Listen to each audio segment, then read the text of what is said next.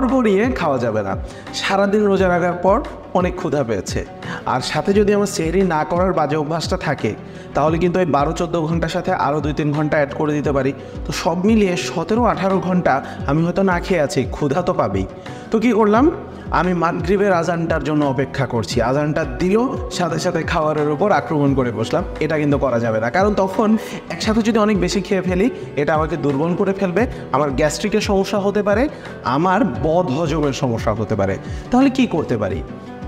মাথা ঠান্ডা করে প্রথমে চিন্তা করব, আগে থেকে প্ল্যান করে নিতে পারি কীভাবে খাবো।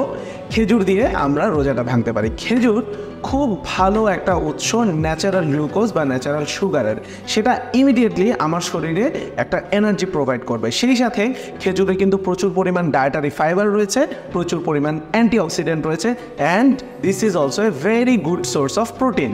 আমিষের খুব ভালো একটা উৎস হতে পারে খেজুর।